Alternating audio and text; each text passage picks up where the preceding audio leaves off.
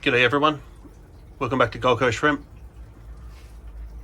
I've had some success in the shrimp tanks. We've got a fair few babies. You see them feeding off that biofilm on the glass there. There's some smaller ones, only a couple of days old. So things are going well. I've also had a few baby reds.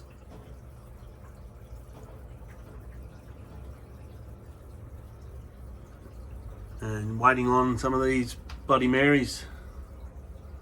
There's a fair few buried in here. There's one there. So now the water's in good condition, we should get a fair few more. Another couple of months, things will be looking even better. Here are the dark blues. Only a few extra babies in this tank. I'm sure there'll be plenty more. I'll show you what I did to get the water condition a lot better. I started by adding my aquarium wonder juice. This is a hydrogen peroxide solution that kills any unwanted bacteria. I just add my bacterial additives once I've done that to bring the water back into condition. After doing that a couple of times, I just started adding some salt. So this was the key. I was adding a handful of this every day into the tanks. My tanks do automatic water changes, so I don't have to worry about the salinity building up too much.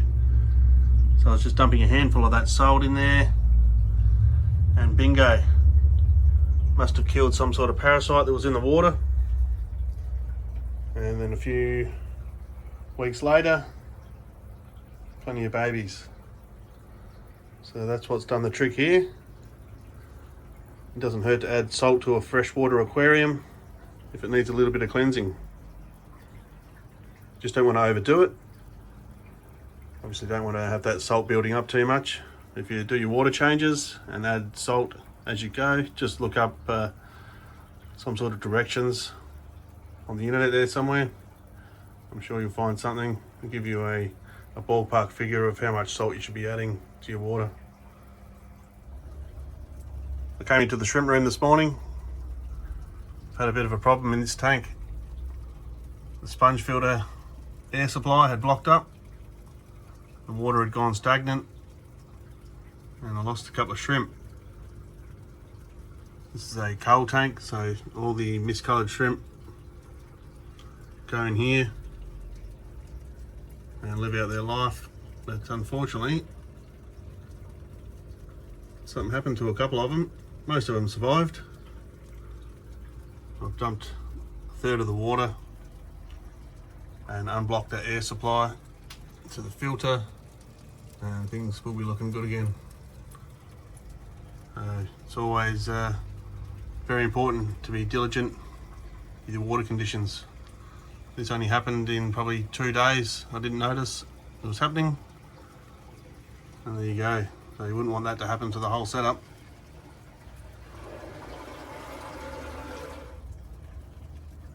I've just caught this shrimp out of another tank. This is a cull. It's like a very pale green colour, so that'll go in there. I'm trying to empty out this tank up here. It did have some greens in there, but they weren't very good quality, so slowly fishing them all out. I'm going to replace them with the better greens that I've got in this tank. They're all hiding at the moment, but there's a few nice ones in there. A few more nice reds down here in this bottom tank. They should kick off again very soon. Vallisneria has gone crazy in this one. Probably clear a bit of that out. Spread it to another tank.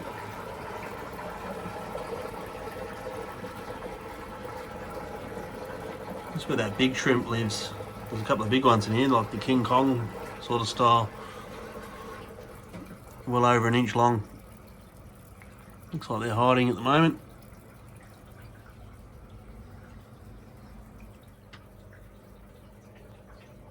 Here's a nice buried yellow shrimp there out the back. So more babies to come. It's good news.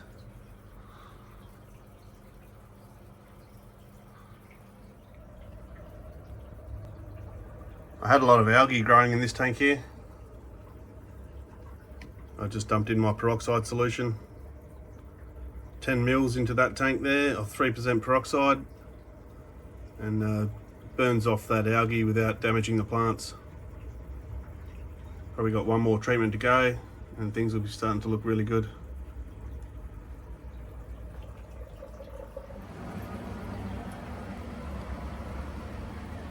Got about 27 degrees on these little thermometers in each of the tanks,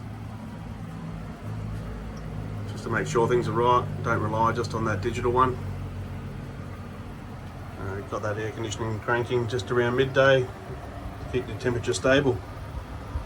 I don't want to go over 28 degrees. They're pretty happy staying around that 27, 28. Here's the coal tank one day later after doing that emergency water change, and nearly everyone survived. There's only one or two that perished, luckily. So all those coals are nice and happy now.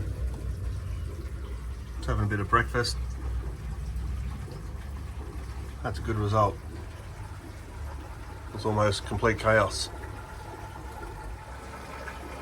Also overnight, these little guys have appeared.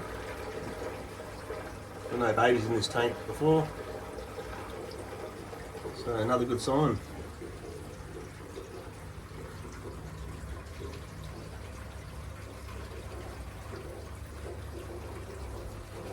There he is, 1 day old.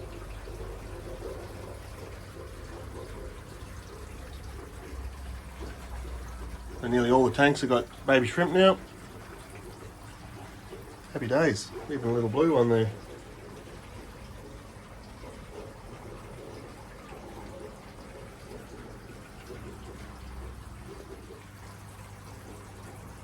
A brand new Bloody Mary.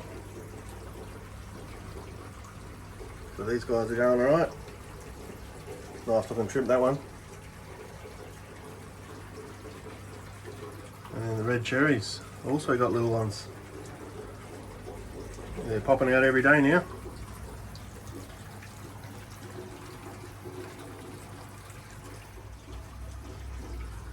Even this little red tank here, it's got plenty of babies munching away there. Everything's much more lively. Added a bit of salt to these little tanks as well.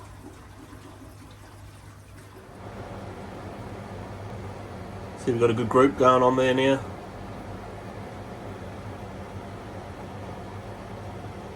Starting to really move along. They're loving the algae wafer and a bit of soy husk.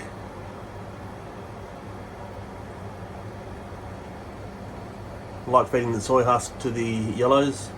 It keeps them looking nice and bright. You start feeding an algae wafer or alfalfa, they get that green pigment in their body. They don't look as good, but it's always good to give them something different to eat now and again.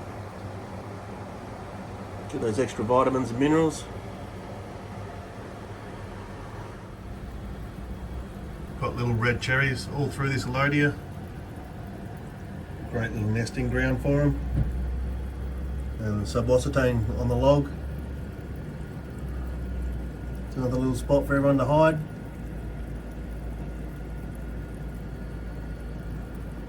Always want to give your shrimp plenty of cover. Makes them feel nice and comfortable. They'll start breeding really well.